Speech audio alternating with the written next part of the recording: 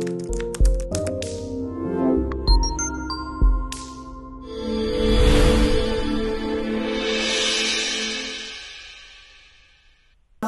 warahmatullahi wabarakatuh. Selamat sore mahasiswa jurusan Sastra Indonesia yang mengambil mata kuliah pengantar jurnalistik bersama saya, Ria Febrina, SSMU. Hari ini kita akan membahas mengenai media massa. Media massa dalam sejarahnya menjadi jembatan atau penyambung antara pemerintah dengan masyarakat. Segala informasi dari pemerintah itu disampaikan kepada masyarakat melalui media massa. Begitu juga sebaliknya, segala aspirasi masyarakat disampaikan kepada pemerintah juga melalui media massa. Media massa sekarang sudah mengalami banyak perkembangan. Ada 4 jenis media massa. Yang pertama media cetak, yang kedua media televisi, yang kedua radio, dan keempat yang terakhir adalah media online. Hingga tahun 1998, 3 media yang paling populer di tengah-tengah masyarakat, yaitu media cetak, media televisi, dan media radio. Media online ini baru mulai muncul itu setelah tahun 1998, ketika Budiono Darsono bersama temannya itu mendirikan detik.com.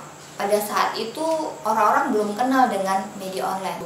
Mengapa demikian? Karena pada saat itu saja untuk pergi ke internet 1 jamnya 20.000. Jadi memang masyarakat Indonesia belum akrab dengan media online. Tapi tahukah Anda bahwa pada hari ini media online menjadi media yang justru mampu mengalahkan seluruh ketiga media ini dalam konteks publikasi berita. Mengapa? Karena media online mampu menjadi percepatan setiap informasi terbaru. Memang mungkin ada yang mengatakan bahwa bukankah media televisi itu menjadi lebih cepat, lebih lengkap karena disertai dengan gambar dan juga suara. Iya, tapi media televisi pun menjadi media yang sulit didapatkan oleh orang ketika mereka berada di luar rumah. Mungkin orang-orang yang berada di rumah ketika melihat televisi mereka bisa menonton secara langsung dari TKP ketika ada suatu peristiwa.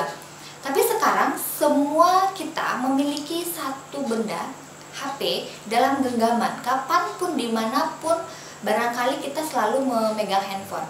Yang bisa mengakses ini, yang menyajikan informasi secara cepat di handphone itu adalah media online. Jadi, oleh karena itu pada saat sekarang, media online dianggap media yang paling menguasai pasar. Masyarakat kemudian mudah mengakses informasi itu melalui media online. Nah, kalau kita telusuri satu persatu sekarang media cetak. Media cetak memang pada masanya menjadi media ternama yang ditunggu masyarakat setiap pagi karena ada namanya harian. Lalu juga ada yang ditunggu setiap minggu karena ada namanya mingguan. Kenapa di mingguan itu ada tulisan-tulisan yang tidak dihadirkan pada harian, misalnya seperti puisi, cerpen, esai, artikel, atau yang berhubungan dengan dunia sastra. Pada masanya media cetak memang menjadi populer, ditunggu oleh masyarakat. Hari Minggu misalnya, kalau Anda peminat media cetak pada masa itu, ketika terlambat membeli media cetak sudah habis dijual di loper-loper koran. Artinya apa? Pada saat itu memang media cetak mengalami masa kejayaan. Media cetak pada hari ini, wartawannya harus mengulas informasi secara lebih detail. Mengapa demikian? Misalnya kalau media online memberitakan sesuatu, perhitungannya cepat sampai kepada masyarakat. Tapi kalau pada media cetak, kekuatannya adalah kedalaman atau investigasi wartawan terkait satu peristiwa yang tidak mungkin didapatkan melalui media online. Salah satunya adalah mengolah berita menjadi feature atau soft news. Misalnya ada hal hangat yang dibahas pada hari ini, pada media cetak itu akan lebih detail pengulasannya. Itu media cetak. Lalu yang kedua, media televisi. Media televisi memang masih dibutuhkan masyarakat karena meskipun media online ada, kecenderungan media online juga memiliki pasar yang terbatas. Tidak semua masyarakat kita itu mampu mengakses media online. Mengapa? Karena tidak semuanya menggunakan HP canggih, smartphone setiap hari. Rata-rata generasi 40-an ke atas, ibu-ibu, orang tua, mereka lebih memilih menggunakan televisi sebagai sumber beritanya. Sehingga media televisi masih bertahan sampai saat ini menjadi media yang memenuhi kebutuhan pembaca terkait informasi terkini. Nah, sementara itu kita bepergian dan membutuhkan informasi terbaru, maka pilihannya adalah radio. Jadi, media-media massa ini mempunyai pasar sendiri, mempunyai target sendiri, mempunyai ruang lingkup sendiri. Artinya masih ada penikmatnya, masih ada pembacanya, penontonnya, atau pendengarnya. Nah, dari 4 media ini yang perlu Anda kenali ialah Anda mempunyai kesempatan yang sama untuk bergabung di 4 media ini. Apakah media cetak, media online, televisi, atau radio? Tergantung karakter dan kemampuan Anda sendiri. Misalnya, ada karakter kita yang suka tampil di depan umum misalnya. Maka Anda bisa memilih bergabung dengan media televisi. Atau ada yang suka cuap-cuap, suka ngobrol sana-sini, dan itu mampu menjadi memiliki retorika sendiri, maka itu bisa bergabung di media radio. Nah, sementara itu ada karakter orang yang dia sangat ingin mengetahui sesuatu tapi tidak mau tampil di depan orang banyak dan mempunyai bakat menulis, maka pilihannya adalah media cetak dan media online. Nah, 4 media ini bisa menjadi tempat Anda menyalurkan karya jurnalistik, baik itu berita, apakah itu opini atau feature nantinya. Jadi 4 media ini memiliki keunggulan dan juga memiliki kelemahan. Keberadaan media ini dapat mendukung kemampuan Anda dalam menulis atau melahirkan sebuah tulisan. Nah, pada hari ini Anda bisa berkontribusi di kolom-kolom yang disediakan oleh media massa terkait ulasan Anda tentang sesuatu, tentang fenomena-fenomena yang terjadi di tengah-tengah masyarakat yang bersifat soft news. Namun ketika Anda ingin terjun menjadi bagian dari media massa, maka pilihan yang harus Anda pilih adalah menjadi wartawan. Saat ini Anda kuliah, bisa tidak ya saya bergabung di media massa? Bisa. Anda bisa ikut program magang yang dihadirkan oleh beberapa media-media yang ada di Kota Padang atau Sumatera Barat. Misalnya yang saya tahu saat ini inioki.com itu mengadakan beasiswa untuk jurnalis magang, untuk memberi pengalaman kepada pemagang ini untuk mendapatkan pengalaman yang sama dengan para wartawan, namun tidak menjadi wartawan tetap di media massa tersebut. Nah, saya pikir Anda sebagai mahasiswa perlu mendapatkan pengalaman-pengalaman ini. Tidak ada salahnya. Kita magang, Anda magang misalnya di media televisi, mau TVRI, magang di Padang TV, kalau dia media televisi, magang di RRI atau di Arbes untuk media radio.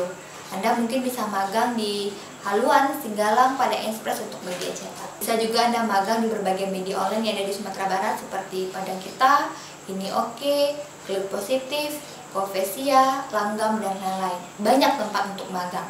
Nah, yang perlu Anda siapkan adalah mental. Mengapa demikian? Menjadi wartawan itu tidak semudah yang kita bayangkan. Karena kita perlu gesit, cepat mendapatkan informasi dan berita, atau istilah sekarang Anda harus kepo lebih tinggi sehingga tahu di mana ada berita yang perlu kita beritakan kepada masyarakat. Yang kedua, sabar menghadapi narasumber. Karena tipikal narasumber juga banyak. Ada narasumber yang ramah, yang ketika dihubungi mereka mau meluangkan waktunya langsung dan ngobrol lama dengan kita. Ada juga tipe narasumber yang untuk menghubungi saja sulit minta ampun. Bahkan kita perlu bantuan orang-orang sekitarnya, temannya, sekretarisnya, keluarganya untuk bisa mendapatkan link kapan kita bisa wawancara dengan dia. Dan ada juga tipe narasumber yang kalau sudah berhadapan, jawaban tertutup, ya tidak. Nah, ini tergantung kita sebagai wartawan, terus kita sebagai wawancara itu menggali bagaimana kemudian dia bisa mengeluarkan kalimat-kalimat yang kita butuhkan dalam berita kita atau dalam tulisan kita. Mengapa demikian? Ada tipe narasumber yang kadang dia khawatir mengeluarkan statement atau pernyataan-pernyataan tertentu. Dia khawatir kalimat ini akan menyulitkan dirinya sendiri atau akan membahayakan dirinya sendiri. Kalimat ini kalau disampaikan akan berbahaya atau berdampak tidak pada dirinya, sehingga kadang mereka berpikir ulang untuk menyampaikan informasi tersebut. Ada juga narasumber yang serba tergesa-gesa misalnya, atau narasumber yang ditanya satu jawab satu, jadi banyak tipe narasumber. Jadi seorang wartawan itu memang harus sabar dalam menghadapi jenis atau karakter narasumber. Nah, yang ketiga, harus bersedia meluangkan waktu kapanpun, karena bisa saja kejadian itu terjadi tengah malam, dini hari, pagi, di saat Anda belum tidur dan baru akan tidur, tiba-tiba ada kejadian, Anda harus ke lapangan. Atau mungkin harus sekarang sudah bisa via telepon, Anda harus bangun, menelpon narasumber, mengetik dan menulis draft berita, kemudian dikirimkan ke media massa. Jadi tantangan menjadi seorang wartawan itu memang banyak, di antara yang 3 tadi. Tapi di balik itu semua, ada satu hal yang perlu Anda ketahui, bahwa dunia kewartawanan itu menjadi pintu bagi Anda melangkah kemana-mana. Karena wartawan merupakan orang yang menerima akses nomor 1. Informasi terbaru, terupdate, terkini itu wartawan yang menerima. Jadi orang pertama yang mengetahui sebuah peristiwa itu adalah wartawan. Tentu ini kebanggaan buat kita. Dan yang kedua, wartawan orang yang paling berhubungan dengan semua orang. Dengan pejabat, dengan gubernur, wakil gubernur, wali kota, rektor, akademisi, artis sekalipun, kita adalah orang yang akan berhadapan dengan mereka. Tentu ini menjadi link atau jaringan bahan bagus buat Anda ke depannya. Ini menjadi juga pintu bagi Anda nanti, misal Anda tamat dan berkecimpung dalam dunia kewartawanan setahun 2 tahun, lalu memilih untuk berhenti, Anda bisa juga menghubungi orang-orang itu terkait akses untuk bekerja di tempat instansi-instansi mereka. Jadi yang kedua itu keuntungan adalah link. Kita menjadi orang yang paling dekat berhubungan dengan mereka. Dan yang ketiga, menjadi wartawan itu yang pasti Anda bisa membantu masyarakat. Saya pernah mendengarkan kisah langsung bahwa ada salah seorang mahasiswa Universitas Andalas yang diberi kesempatan student mobility ke Belanda, tapi ada kendala biaya dan dia memberanikan diri pergi menemui bupati, tapi malah yang membantu sekda. Nah, pada saat itu di setiap kantor-kantor pemerintah itu pasti ada wartawan, terutama kantor-kantor inti seperti kantor bupati, kantor gubernur, kantor wali kota, itu pasti ada wartawan. Nah, pada saat itu wartawan mewawancarai dia dan kemudian mempublikasikan di korannya. Dan Anda tahu, besok harinya pihak bank swasta yang ada di Kota Padang menghubungi dia dan menyatakan bersedia memberikan beasiswa untuk keberangkatannya ke Belanda.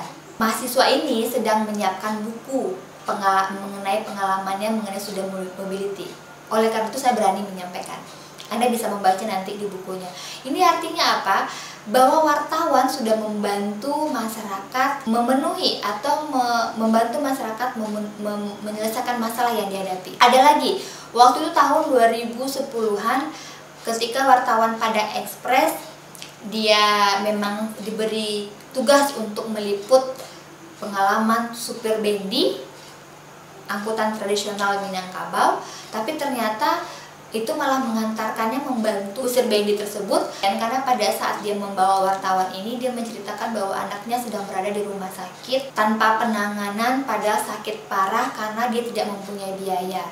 Dia tidak mampu menandatangani surat bahwa anaknya boleh dilakukan tindakan medis dengan biaya ditanggung sendiri. Dan ini kemudian memicu wartawan menuliskan kisah apa sakit anaknya, bagaimana pendapatan dia seharian, bagaimana perjuangannya. Dan ketika sudah terbit di koran, tahukah Anda, kemudian pihak rumah sakit malah memberikan penanganan khusus, melaksanakan operasi, membantu anak kusir bendi mendapatkan perawatan medis terbaik. Wartawan membantu masyarakat yang tidak mampu mendapatkan haknya.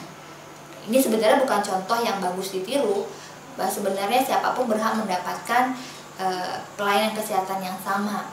Tapi mau berkata apapun kita, setiap lembaga tertentu mereka memiliki prosedur-prosedur. Tapi setidaknya kita sebagai wartawan itu bisa membantu masyarakat tidak mampu memenuhi haknya. Ketika Anda mampu melakukan ini dalam dunia kewartawanan, saya yakin itu akan menjadi kebahagiaan tersendiri.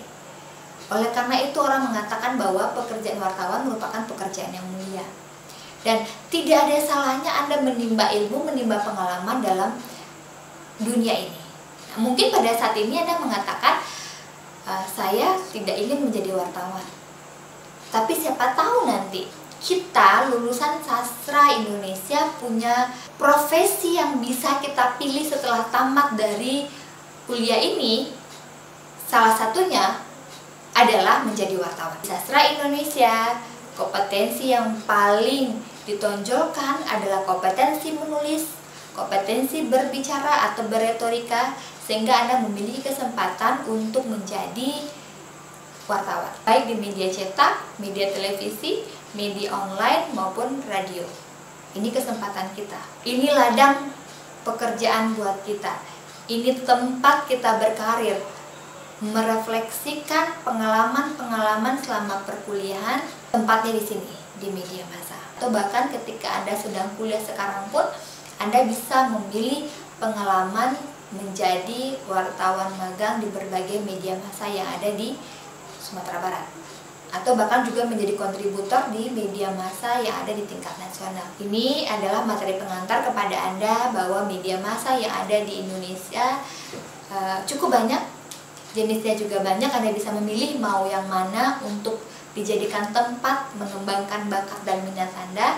Yang penting media itu layak untuk Anda pilih untuk mengembangkan bakat atau kemampuan Anda di bidang jurnalistik.